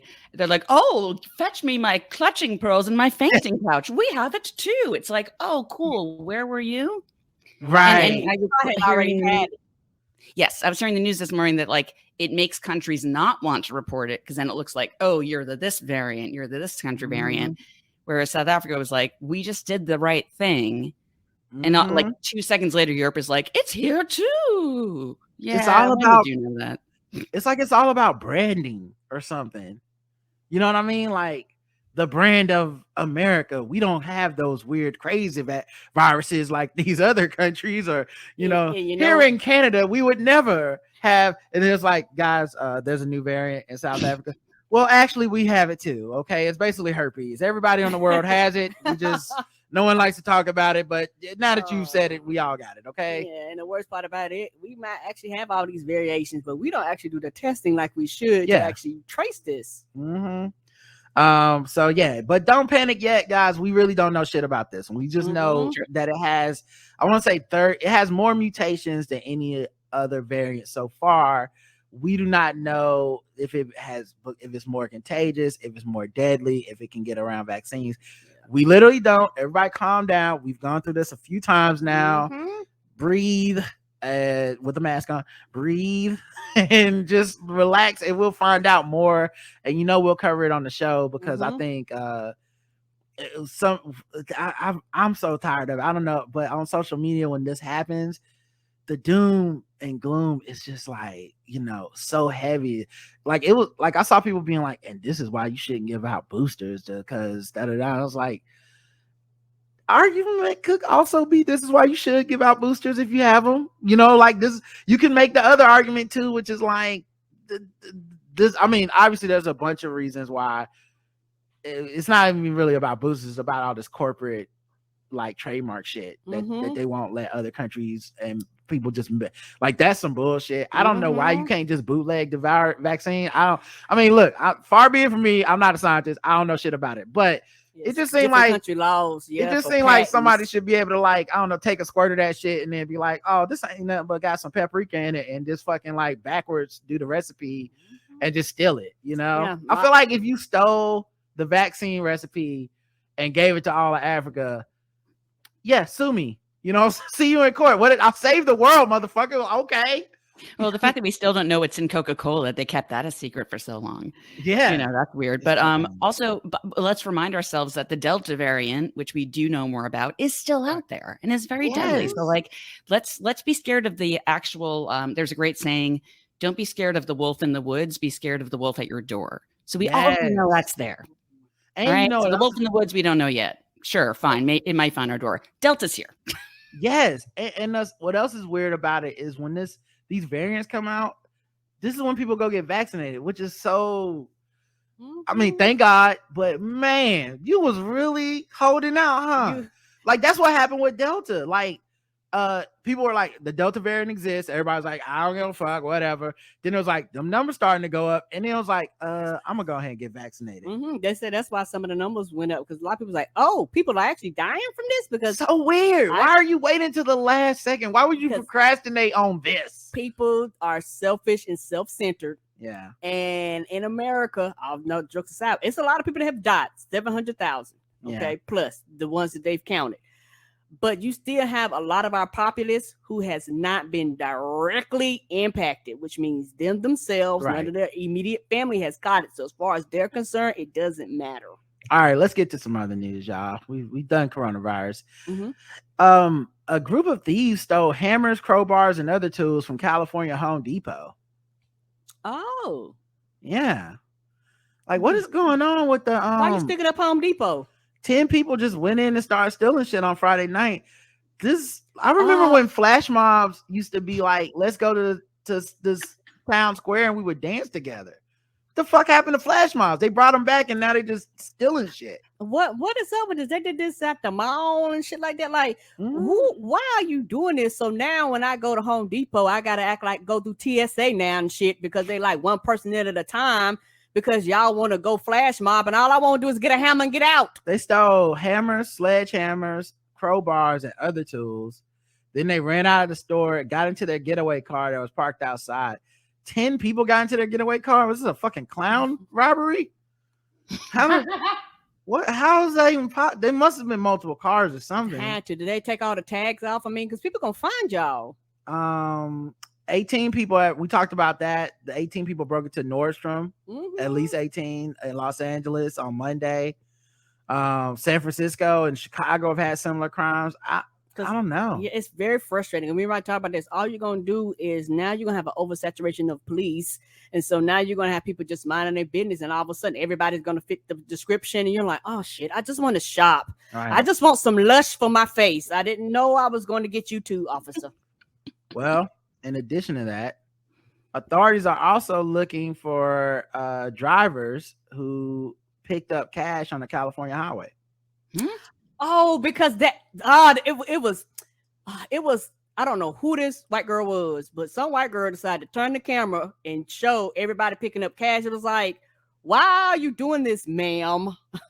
Why was there cash on the highway? So I believe it was a armored car that fell, and the door opened up or something and the cash came out, and so then people I mean, yeah, I'd do that. In 4K, you gotta cover your face. Everybody stop on the freeway to get money off the freeway. This is literally insane. This is insane. Oh my gosh. Yo, the entire region is shut down. It's blue money. He's gone. Wow. He's gone, bro. I got that poor driver. He's definitely getting fired. That's probably why he hit on the cash though, because then you get paid leave. See, yeah, that's the difference. Yeah, that was his problem. Yeah. But that dude, it looked like that dude just got out the car, walked away like, I know this is over. This job ain't. I had one job literally. That's all. Could you imagine going down the street and all of a sudden you be like, what is it raining? What is that trickling behind the back of my truck? Well, my thing is this though. Like, one, I think this is adorable. Like, but it's also like the whitest thing I've ever seen to be on camera. Like, we got some money because I think that's a definitely white. I immediately like mask up, put my hoodie on them, put some shades on. Like, I know this is definitely a crime, but I need this cash. You know what I mean? But they were just like, yay, money! What's the worst thing that could happen? To jail, go to jail. They trust. They have labeled all of that money. Oh man, those poor people. They're Also, going back to the lootings, I see all these white people without masks on. Also, we're in a pandemic because, like, you have an excuse to wear a mask. You know, you don't have to be in public. You could just put it on. And there's so many of these. That I actually had another article with this. Hold on, I might be able to pull it up. But on Black Friday, people started doing the flash mob Black Friday robbery. What? Yeah. Flash mob thieves target U.S. retail stores on Black Friday. They're gonna make stores shut down again. Presence at malls and shopping centers across the U.S. this Black Friday weekend amid a spike of so-called smash and grab robberies. Videos of the chaotic robberies showing mass figures breaking into stores, running out with bags of merchandise, and fleeing in cars idling outside have flooded social media in recent days. The Los Angeles Police Department confirmed to local media that a California location of luxury Italian merchandiser Bottega Veneta was the site of a robbery Friday. And this store selling jeans was forced to close its doors after it was hit on Friday night as well. Mall operators and shopkeepers are taking notes, doing what they can. Louis Chalace of Westfield Central City in LA. We're monitoring the situation with the smash and grab robbery very closely. We have a great relationship with LAPD and local authorities, and are working very closely with them to make sure that we're prepared. The brazen robbery started at high-end shops like Nordstrom early in the week, but now the robberies are spreading to more middle-of-the-road retailers as well. Almost movie like Hollywood-like. Chicago, three shops were looted on Black Friday. And first of all, it's a little insulting to Target that you would call them mid-level, but okay, fine. But also it's interesting that they're like, we're prepared. Okay, we deal with the police, bro. If 15 people come in there with hammers, no one's prepared. Got the store. Yo, there's no amount. You just got to be like, yeah, y'all. I'm not Mr. Target. I'm not fucking Rod Nordstrom. Take the shit. I'm not dying for this fucking company that's gonna replace me the second I get hit upside the head with a hammer. Get out of here. About an hour. First, it was a Foot Locker, then North Face, followed by Boost Mobile. The retail industry is nervous about the spate. Why would you steal from Boost Mobile? You're not gonna have no signal. Okay. Past Sugar Creek Road. Y'all gonna rob Cricket Wireless next? I mean, come on. Sorry, my Cricket Wireless people. That was just a joke. Robberies which are happening at a time when retailers are trying to recoup dollars during the health crisis while grappling with product shortages. Most important shopping season of the year. Wow. So yeah, this is happening a lot. It seems. Hey baby. Mm-hmm. It sounds like we're getting an echo that we got with Justin. Oh, we're getting an echo, everybody. I'm sorry. Oh, I know why. That's my fault. It won't happen again. That's my fault. Behind the scenes technical shit. Y'all don't need to know. Anyway, won't happen again. But yeah, so they robbing people, including regular stores now. It's not all luxury brands. It's not all yeah, and my thing is, how can you be prepared? Like, if I'm in there, masked up, because I'm one of the few people, because I said this before, I can say this again. When you have, 700,000 people die, these people are gone now. And a lot of these people had these jobs. So when you have the people that's like, you know what, y'all paying a decent amount of money, I show up for work. And it's like, maybe 10 of us sitting there, and all of a sudden 50 people showing there. We're not prepared for that. The store is theirs. Like, I don't know what about that y'all don't understand. And for $15 an hour, I'm still not dying for Target. No, they can have the whole store. All right, let's do one more segment that I love to do when we have certain guests on. Mm-hmm.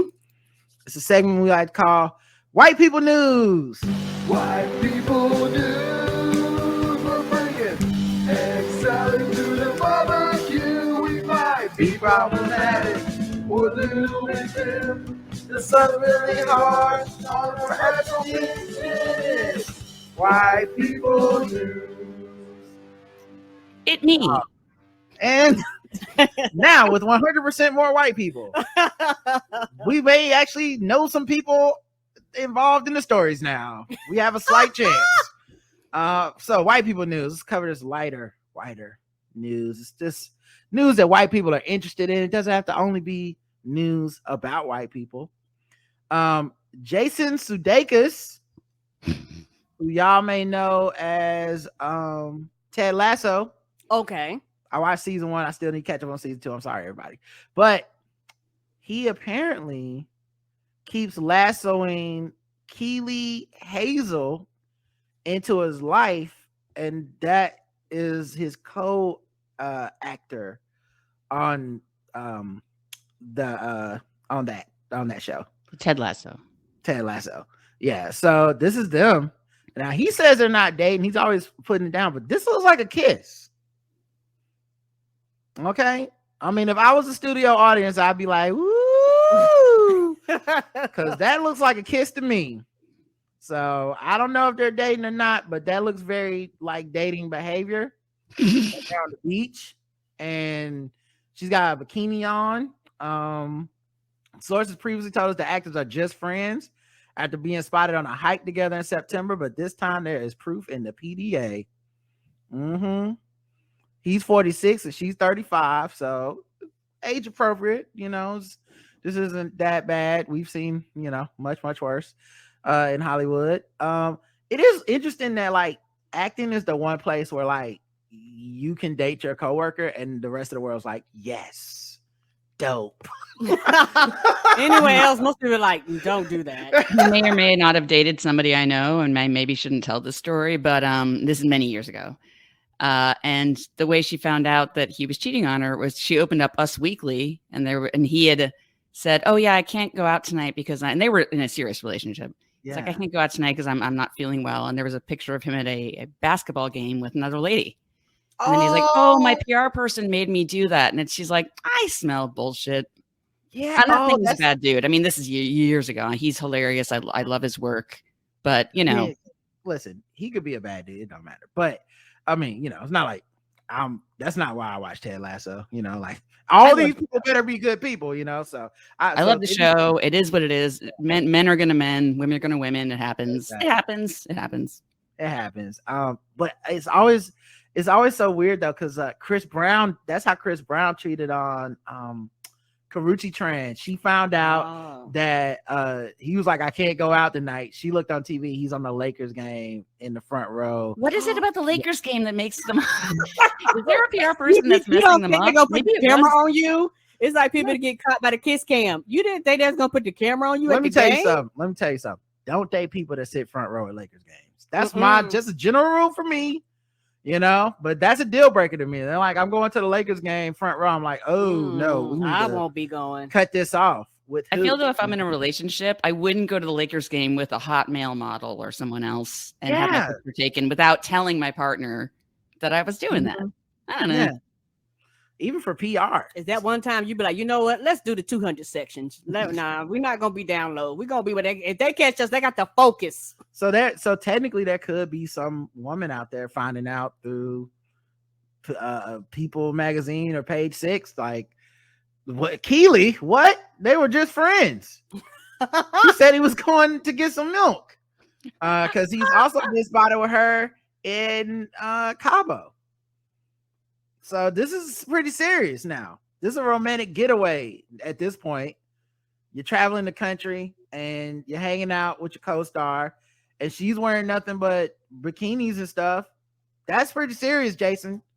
Hope he's not breaking hearts again. I really hate to see that, Oh, Jason, you dirty, dirty boy. I like that sweater. That's cute. It is a pretty nice sweater. They like to have a great time, So hopefully it's on the up and up now. But the whole thing of they're just friends does make me think like there's some lady out there going, Lindsay Lohan. I know who that one is. She just announced that she is engaged to Bader Shamus. Who? I think he's a Sith Lord or something. I don't know. He sounds like a Star Wars character. Bader Shamus. So this is their picture. together. And they look happy. Yes, they do. You know, he's a good looking guy. I did it. Yeah, they fit. Is it bad that when I saw this news this morning, because of course I saw it on Twitter or something, because she was trending, I think, right? I was like, is she dead or is she still? I forgot about her. Right. And I actually really like her work. I think she's very smart and funny and stuff. And whatever happened to her happened, but I forgot about her. Yeah. She stays out of the limelight a lot. Yeah. There's certain people like that I'm always like, yeah, good for you. That's all. Like, I'm like, oh, look at you, still in the league. You love to see it. You know, who would have thought? Everyone thought you were just headed for like such a down spiraling career and tragic ending. It's like, no, you still here doing normal shit. Good for you, dog. Christine Brown celebrates first Thanksgiving at the Cody Brown split. Now, I don't know why. I've never heard of any of these white people. Wait, who are they? I'm sorry, even I have not heard of them. Who are they? I'm assuming performers, actors. We'll find out together. Okay. They're okay. Christine Brown of Sister Wives fame just celebrated her Thanksgiving holiday after leaving husband Cody Brown. I heard of the show. Yeah, I never watched this show, but we talked about them a couple weeks back because she had said that we were destined for a split. I think she's like the middle wife or something. Oh, right. She's the one that left the rest of the crew. Yeah, matching pajamas with my mom and truly blessed. Hashtag Lula Row Holly, hashtag holiday, hashtag Christmas pajamas. She captioned the family pic. She also shared a photo of her daughter taking her to the cleaners during a game of Harry Potter Clue. I am so tired of losing the Harry Potter Clue game. Truly won, and this truly is the child's name. Truly won. Okay. Truly won, and this wad of paper is her scorecard. Hashtag losing games, hashtag Clue, hashtag Harry Potter, hashtag time to cheat. So, by the way, I need to adjust real quick because I need to plug my computer in. We've been talking so long; it's about to run out. Just no problem. So yeah, man, good for them and the babies and all that stuff. You love to see that, even after their divorce, the sister wives hood can keep going. You know, all the love and it's one of those things. I don't think she was the one married to him because he would marry one, divorce one, marry one, divorce one, marry one, divorce one. I think she wasn't. Yeah, she wasn't officially in the marriage group. A bear came to Thanksgiving. A bear? This lady's home. And this happened. Here's another thing caught on camera. Yeah, here's another one. Okay, a bear. A woman in Vernon, New Jersey has an encounter. You got to see to believe. Susan Keyhole says she took this video last night of a bear she calls Mr. Doorman. She says the bear has learned to close her front door. She asked the bear to close the front door, please. And sure enough, the bear grabs the doorknob in his mouth and begins to shut the door, but not, all the way at first. So she asks again a few more times, and then the bear completes the task. Mr. Doorman feeling right at home. Oh, did you hear her? Close the door, please. Close the door. John Elliott. So now, how much do you tip that doorman, and how do you tip that doorman? Yay! Wow. So here's the deal. The reality of this, Dana, is there are over 3,600 bear in New Jersey. Yeah. Population has doubled in the last decade, and that's a nice one. We have other bear video that's not as nice. We got to be careful. Be careful. That is the smartest bear. That's great. No. Y'all don't believe in screen doors? I don't get this. I'm sorry. No. There goes my Sunday. What? That is the whitest thing I've ever seen in my life. Come on. Just the audacity to believe you're controlling that animal, that wild animal. And but teaching it how to use doors, it's like you're teaching it to murder. It's like, here's how you operate a human door. The one thing that was keeping you outside of my house. Oh my God. Oh, well. Did she give him the key and show him how to open it too? Oh my God. What is wrong? And clearly she has a relationship with it. She calls it Mr. Doorman. That's not the first time. Oh my God. No. Yeah, call me Bear Rape. They all please? look the same to me. Did she say please? I don't. You know what? All I heard was close the door. I didn't even know if she said please. Yeah, this is your house now, Mr. Bear. You done heard me screaming. And she left the door open on purpose for it to close it. And honestly, the Bear's probably doing her a favor. Like, human, you should be closing this door. What the fuck is wrong with you? I wish I had a door on my cave. Are you crazy? Oh, anyway, good luck to her. At least she's not racist. She was inviting a black bear, to the front door, so that's nice. But come on. I call bullshit. She trained that bear. She just wanted to make a viral video. I'm sorry. It did look like it had a good cut. You know what I'm saying? It looked like it had a real smooth #1 like shave cut. So it could be like her personal bear, but I don't know. Train them to ride unicycles and juggle and shit. What are you like? You don't let them fuck with your door. That bear gonna go rogue one day and gonna mess around and walk on some other people. They're gonna be there all of a sudden. They're gonna hear some jingle. It's gonna be to learn how to break in. Right. They're gonna be like, hey yo, boo boo, and you're gonna be like, the fuck is this? Will Smith says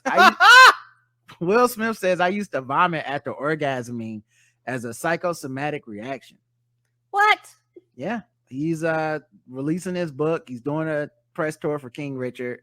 And so I think these things are coinciding to make it seem like he just showed up at interviews just telling his business.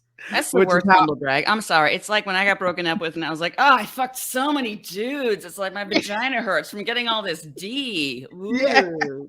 I was fucking throwing up, bro. I was getting so much sex. I lost all of the sex. Dude, it was like I was basically bulimic. My nipples hurt from all the licking. Yeah. Okay. At that time when guys are like, man, you want to go out to the club, Will? I know you just got in a breakup. He's like, bro, I would, but like honestly, I'm trying to keep my lunch down because I'm just getting so much over here. You just don't understand. He said he handled heartbreak not by listening to sad tunes, but by having too much sex. And he said, I desperately needed relief, but as there is no pill for heartbreak, I resorted to homeopathic remedies of shopping and rampant sexual intercourse.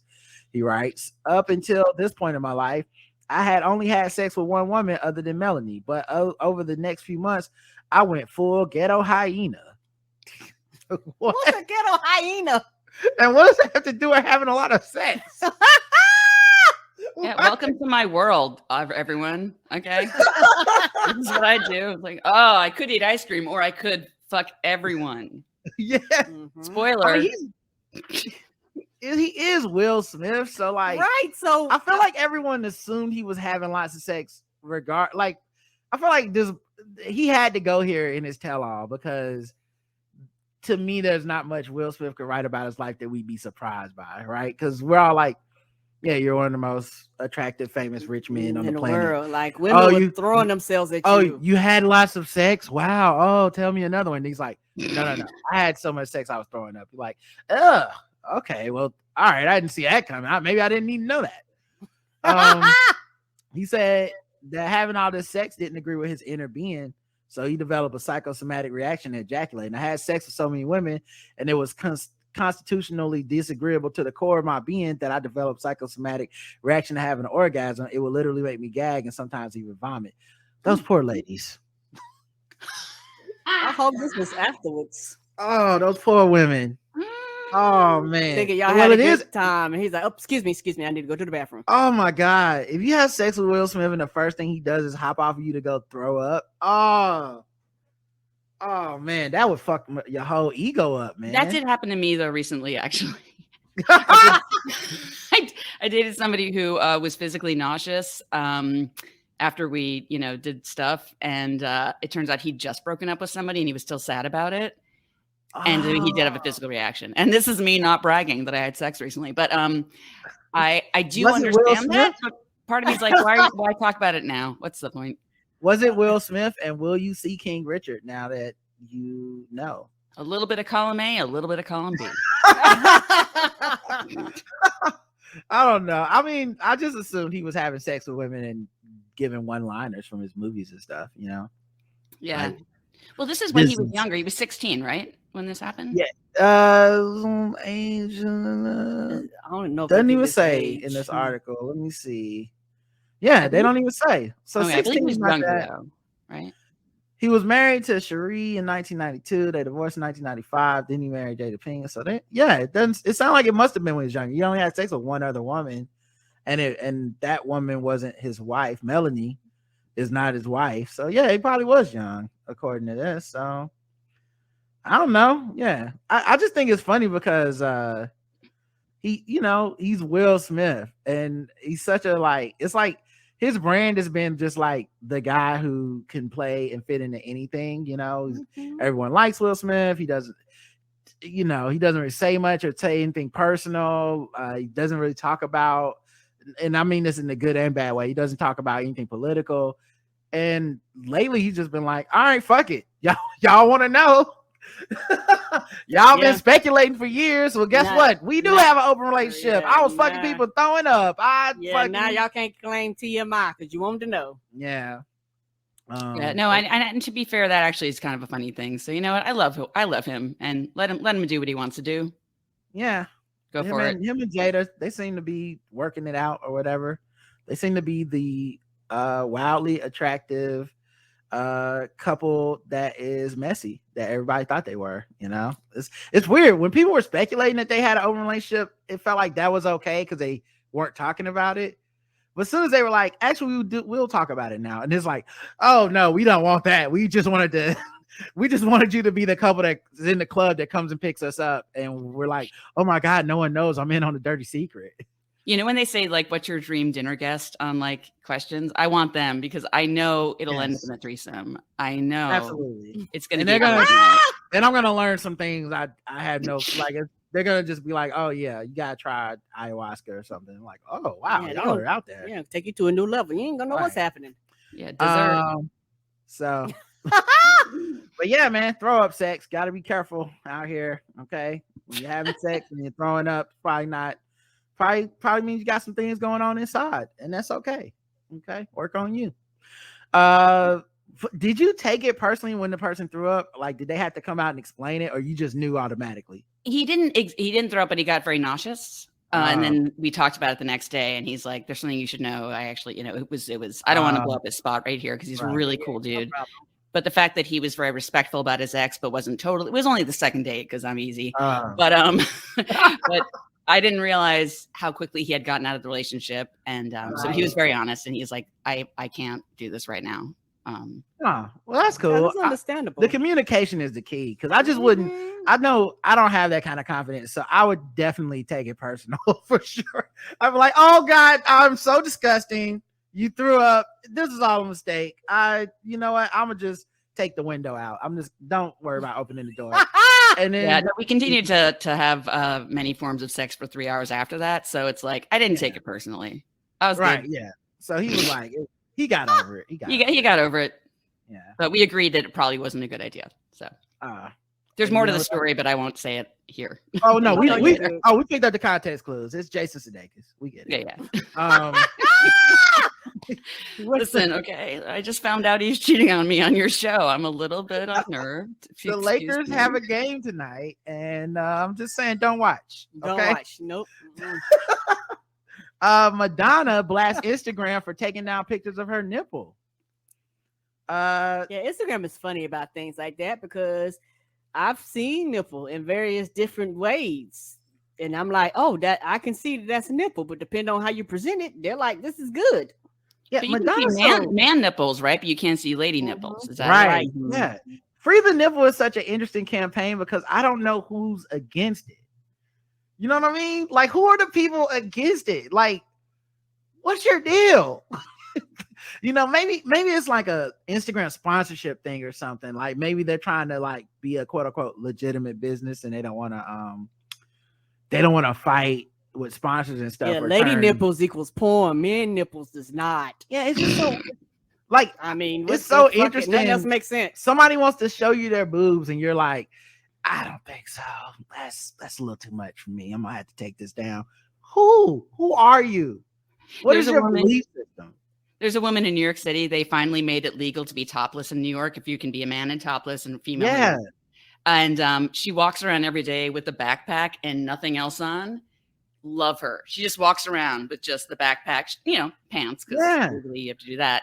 Hilarious. Love it. I would see I would always see those women protesting, and I would always be like, who's the other side? Why are you?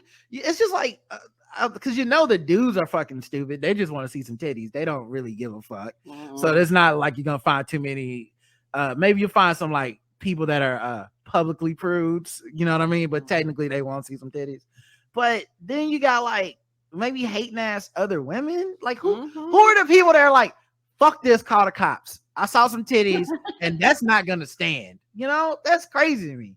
Anyway, Madonna, who's 63 and still trying to get it all out there for us. Ain't she though? She was like, I didn't get this surgery for nothing. You gonna get these cheeks. Yeah. Madonna's such a weird case study for me because she went from she's always been provocative. Everybody, and it caused so much controversy. I remember she did Like a Virgin and they had the black Jesus in there and shit, and people was mad about that. And was like, okay. But also I feel like time has passed enough to where everybody's kind of like this now. Like she did change the game enough to where like there's a lot of women's Instagram, famous celebrity Instagrams are like, yeah, I get naked and take pictures of my lingerie and stuff. So now it almost feels like she's behind the times. Like, oh, look at her trying to be provocative. That's cute. She was the foremother of a lot of this stuff. And still at 63, she's still giving it to us. So good for her, man. And then she had butt surgery, so we have to see her butt. So right, like I said, y'all gonna get these cheeks. I didn't spend all that money for nothing. Wait, she had butt surgery?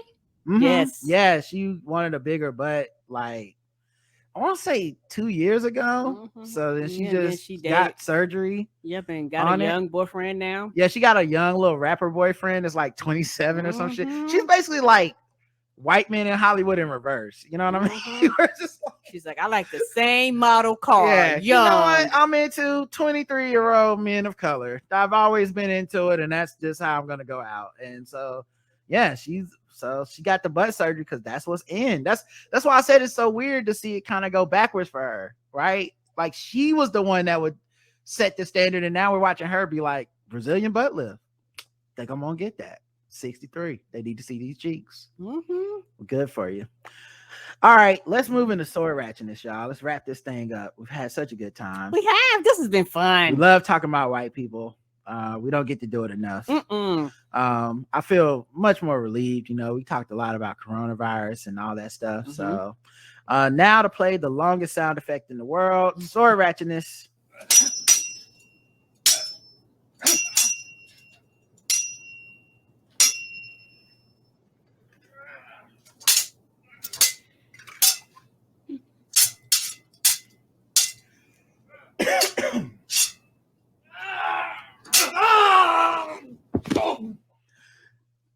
Sword ratchetness time.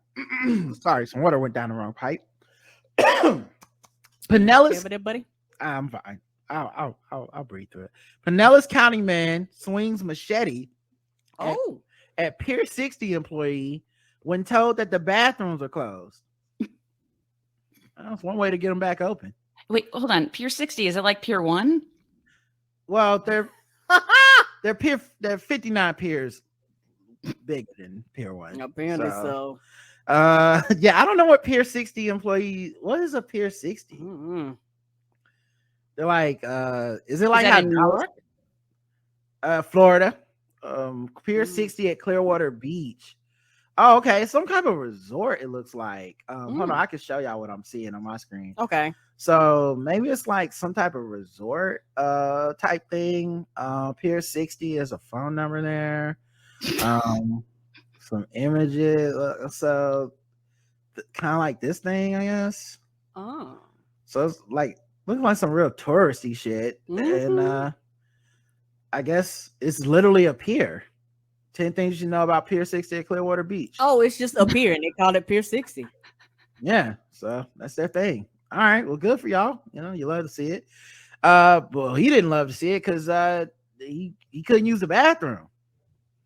I mean, it's a pier. Why would you expect the bathroom at the pier? He should have just taken a COVID notice letter and wiped his butt with it, and then he would have been 2 problems solved.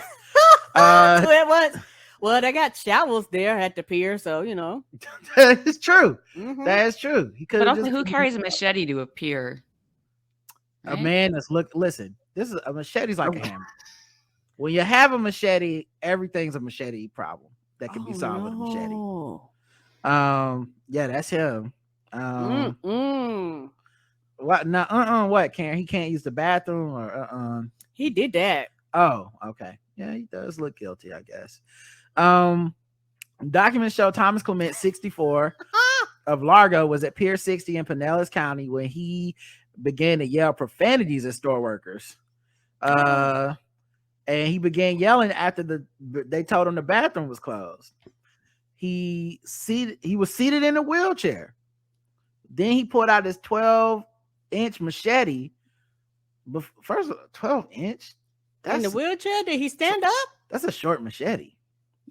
Before waving it around, and he threatened employees. Several minutes later, he was arrested, charged with disorderly conduct. Documents show. So I'm assuming they have peer police. Well, no, Karen, they just use peer pressure. To...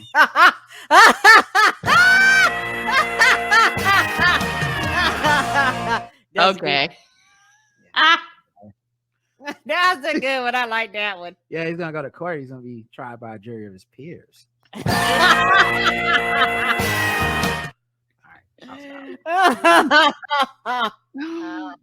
Things weren't what they appeared. All right. Now I'm done. It's all out. Several minutes later, he was arrested. Now I hope you understand. I hope you're all sitting down. Documents show alcohol may have played a part.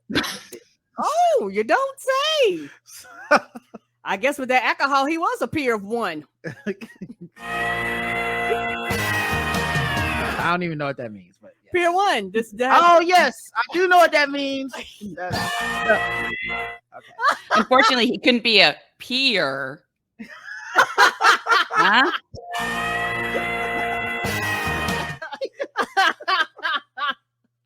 Oh, that's my favorite thing. I like when the guest stars out like these puns, and then they're joining in. Yeah, join the pun. You can't help yourself. My brain was going the entire time, and I was so jealous. I was like, "Damn, they're good." And then that's why I came in late. So, man, I mean, and I guess alcohol would play a part because 1, it makes you have to use the bathroom, and then 2, it makes your decision making fucked up. The best. So now you're like, I know the solution to using the bathroom. My machete. That'll fix this problem. So he was so drunk that he had to come in on a wheelchair. But when this happened, apparently, I'm assuming I don't know that he could permanently be in a wheelchair. Karen, that is, we don't know that. Okay, so it didn't say he stood up. Okay. Yeah, we don't know that he like sat in he could be a wheelchair bound person and just. They were like, you can't use the bathroom, and he was like, I think I fucking can. Yes. But damn, machete. Yeah, I'm gonna show you today. Now you're all using the bathroom. We all using it together. So did they let him use the bathroom? It sounds like they did. I don't know. You see, I guess in the police station. Yeah, they didn't expect this when he rolled up on the situation. Yeah, they definitely did. Catherine, tell the people where to find. Where's the best place to find you? Yes, in my apartment. Okay. I am also on Instagram, Twitter, all the things at SPK Heller. Stands for Special K Heller. I got that nickname in college and never got rid of it. No, I've never done the drug. I like the cereal. And also KatherineHeller.com. And find me at the New Futurist, nynf.org. I go back in the show in December. And if you're in the city, and also we do live streaming, so you can watch me on stage online if you want to be safe.